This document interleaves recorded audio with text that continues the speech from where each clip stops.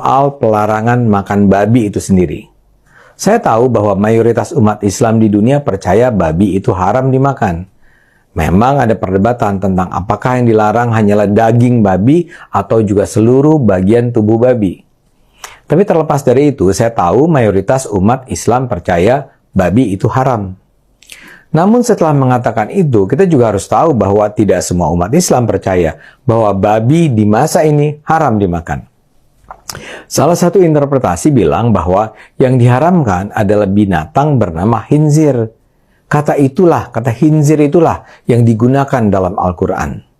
Khinzir itu tidak sama dengan babi ternak yang dijadikan makanan saat ini. Khinzir adalah hewan liar yang hidup di gurun Arab di masa Nabi Muhammad hidup dulu.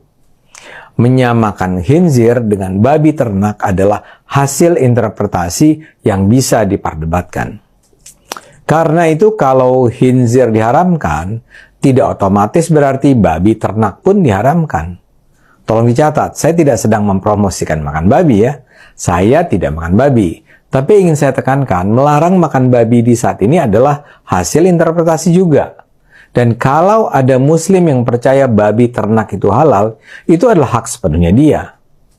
Babi itu tidak tunggal, ada banyak jenis babi. Di luar babi ternak misalnya ada babi kerdil, babi rusa, babi hutan raksasa, ada babi semak Afrika dan lain-lain. Masing-masing jenis babi ini memiliki pola hidup, kesukaan makanan, tingkat kebersihan yang berbeda-beda. Apakah semua babi itu perlu disamakan? Itu pun tergantung pada interpretasi. Baik, kita keluarkan dulu ayat-ayat terkait dengan hewan yang dimaksudkan. Kita ambil 3 saja lah untuk memudahkan. Ada beberapa ayat di Quran. Pertama, kalimat ini pertama kali disebutkan di Quran surah ke-2 Al-Baqarah ayat 183, posisi paling kiri di pertengahan. Innama harrama 'alaikumul maytata waddama wa lahmal khinzir. Quran surah ke-2 ayat 173. Nah, ini di mushaf standar di sebelah sini posisinya. Kemudian kedua di Quran surah ke-5 Al-Maidah ayat ketiga, posisi paling kanan pojok sebelah atas. Nih. Ya. Hurrimat 'alaikumul maitatu waddamu wa lahmul khinzir. Ini. Dan yang ketiga bisa ditemukan juga di Quran surah ke-6. Tadi dibacakan di Imam Maghrib kita, tapi belum sampai ke ayat ini, ayat 145. Posisi paling kanan di pertengahan. Nih. Baik.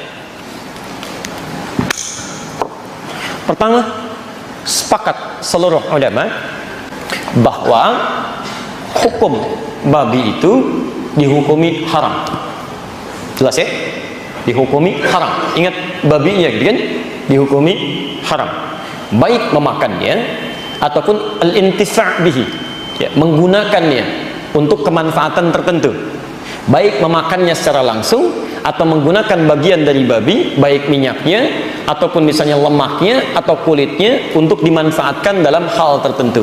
Dulu pernah ada yang menggunakan minyak babi atau lemak babi untuk menjadikan pelumas, cat untuk membuat perahu itu, ya dihaluskan dengan itu.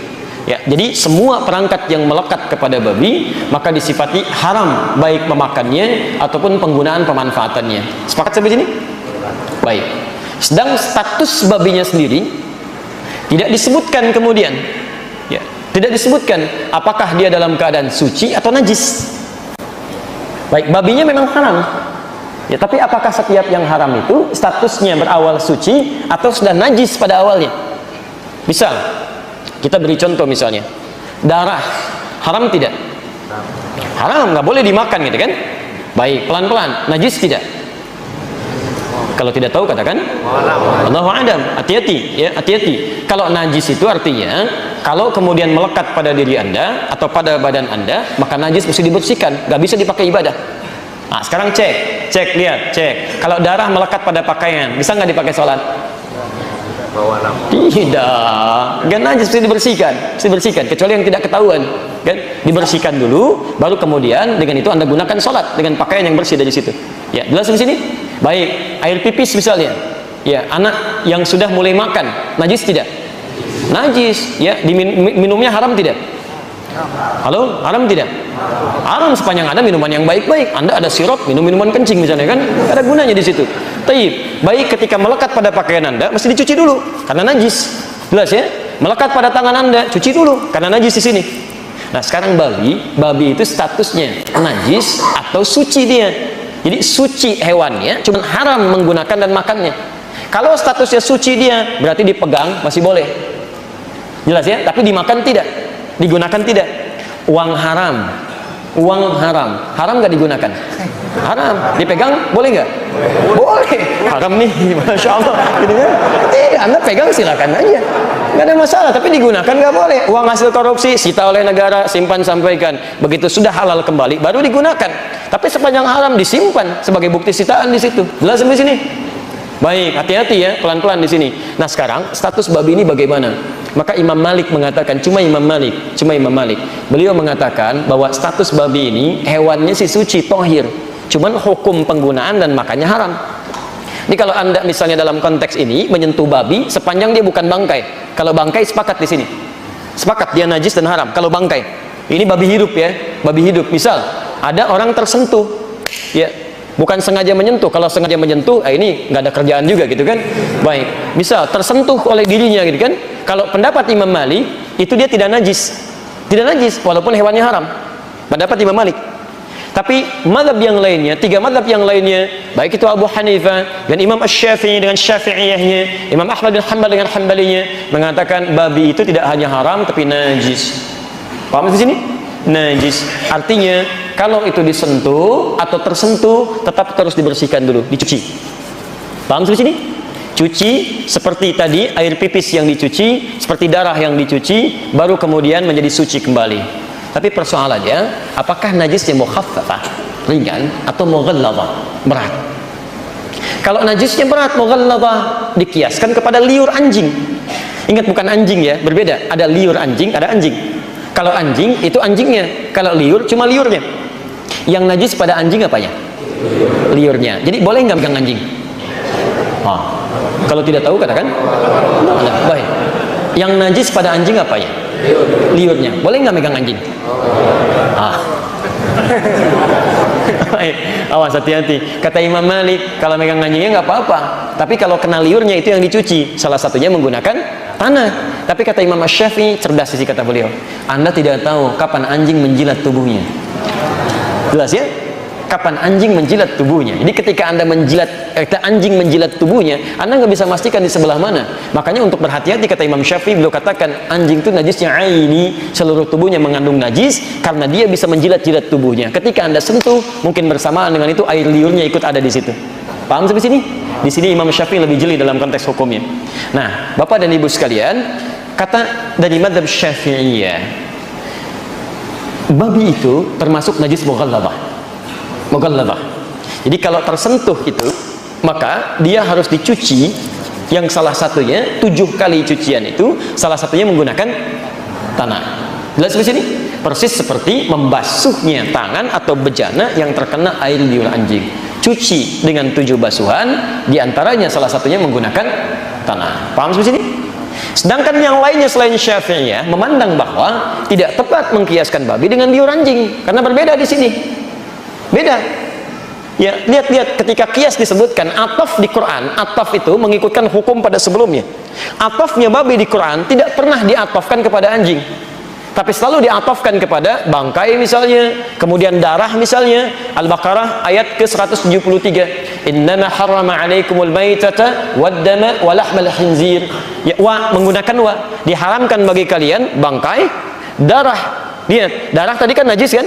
Bangkai najis kan? Artinya kalau kita pegang kita bersihkan kan? Setelah itu Allah menyebutkan babi dengan huruf wawu. Wawunya ma'iyah. Ma'iyah itu menyamakan hukum antara sebelum dengan setelahnya. Jadi yang setelahnya diikutkan pada hukum sebelumnya. Jadi kata 2 ulama atau 2 madhab yang menyebutkan babi tidak bisa dikiaskan dengan anjing, tapi dikiaskan pada najis lain yang tidak serupa dengan liur anjing. Apa itu? Seperti darah, seperti mayit bangkai, ya mayitah bangkai dan sebagainya. Jadi dari sini, kalau sekiranya ada orang menyentuh babi atau tersentuh dengan keadaan yang nggak bisa dihindari, cukup dia cuci saja yang merasakan bersih dari sisi cuciannya dengan menggunakan sabun tahara atau semisalnya, sehingga dipandang suci dalam keadaan dirinya. Jelas di sini? Nah, tapi kata mazhab Syafi'iyah, kami berpendapat untuk kehati-hatian tetap dia seperti anjing. ya dikiaskan kepada air liur anjing yang kalau terkena tetap menggunakan salah satu menggunakan tanah. Di sini kalau kami melihat yang lebih rajih adalah pendapat para ulama yang memandang babi itu haram, termasuk najis, tapi najisnya tidak dikiaskan dengan liur anjing. Jelas ya? Dikiaskan dengan najis yang lainnya yang cukup kemudian dibasuh dengan sabun atau yang serupa yang menghilangkan bekas-bekas najisnya. Paham sampai sini? Baik. Pertama dari sisi kias hukumnya, kedua dari sisi dalilnya, dan yang ketiga dari sisi tujuannya. Ya, awas, maqasidus syariah untuk menghilangkan najis pada liur anjing itu, karena setelah diteliti pada liur anjing terdapat bakteri-bakteri yang tidak bisa dimatikan, dibunuh kecuali dengan menggunakan unsur dari tanah. Sedangkan pada babi tidak. Ada unsur-unsur yang berbeda di sini. Jelas di sini? Baik ya. Jadi ini diantaranya. Anjing bahasa Arabnya apa? Kalau tidak tahu katakan. Baik. Anjing bahasa Arabnya apa? Tidak ada di Arab anjing, wallahu alam. Madza fil arabiyyati anjing? Wallahu alam. Masyaallah. Anjing bahasa Arabnya kalbun atau kilab. Baik. Kalau serigala masuk anjing bukan? Serigala. Wah. Serigala masuk anjing bukan? Awas, hati-hati ya, namanya beda. Serigala disebut dhi'bun di surat Yusuf, akalahu dhi'bu, dimakan oleh serigala. Serigala. Di anjing disebut kalbun, serigala disebut dengan dhi'bun. Awas, ini harus jeli di sini. Karena air liur pada serigala beda dengan air liur pada anjing. Beda, hati-hati. Jadi kalau Anda kena air liur serigala misalnya, hati-hati, mohon maaf ya, kena najis tidak? Tidak sama dengan anjing, tapi pilihannya kena air liur anjing, tangan Anda selamat, atau kena air liur serigala, tangan Anda potong. Pilih mana? Ini nggak usah pelihara kedua-duanya, maksud saya ya, nggak ada kerjaan, ngapain gitu kan? Kecuali untuk kebutuhan yang lainnya. Oh, hati-hati ya, fikih itu selalu fleksibel melihat kebutuhan hukumnya, tapi juga tidak diringan-ringankan. Ada ilat hukum yang mesti dipelajari. Baik, kayak misalnya anjing apa hukumnya dimakan? Haram. Kalau anjing laut? Hati-hati, awas, hati-hati, awas, karena nanti kita akan lihat ada banyak hadis yang menyebutkan kan, al-bahru tahuru ma'uhu wal hillu maitatuhu, yang segala yang di laut itu suci airnya dan halal bangkainya. Ya, halal bangkai yang di laut, di semua yang ada di laut itu halal. Babi apa hukumnya? Haram. Babi laut? Nggak ada, jadi nggak usah nekat. Babi itu haram, bawa ke laut dulu aja. Masya Allah, dilempar ke laut ya. Begitu mati dia sate di situ, tidak, itu tetap haram. Baik ya? Semua yang di laut semuanya halal kecuali putri duyung. Baik.